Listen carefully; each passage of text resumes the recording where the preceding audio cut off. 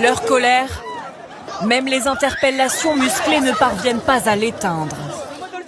Voilà 5 jours que la jeunesse marocaine crie son désespoir. Parfois, c'est en pleine interview que les manifestants sont emmenés par la police.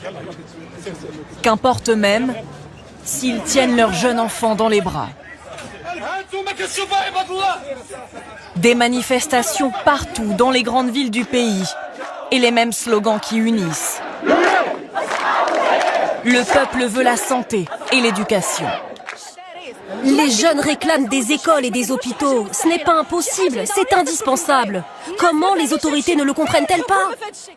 Le mouvement se veut pacifique, mais il est émaillé d'affrontements avec les forces de l'ordre. Hier soir, 300 personnes ont été blessées dans le pays. À Oujda, on voit même des véhicules de police foncer à toute vitesse sur la foule. Les manifestants s'organisent sur les réseaux sociaux sous le nom Gen Z 212, référence à cette génération âgée de 20 à 30 ans, que l'on voit ici prendre un selfie après une interpellation. Ils se disent indépendants, sans meneur, et dénoncent tous la dégradation des services publics et la corruption.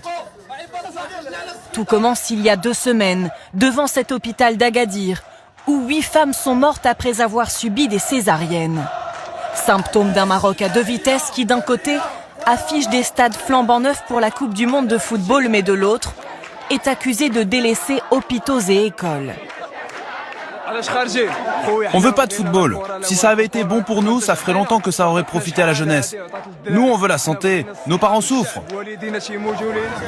Dans un communiqué, le gouvernement dit être prêt à répondre de manière positive au mouvement. Pour autant, les autorités recensaient 400 interpellations hier.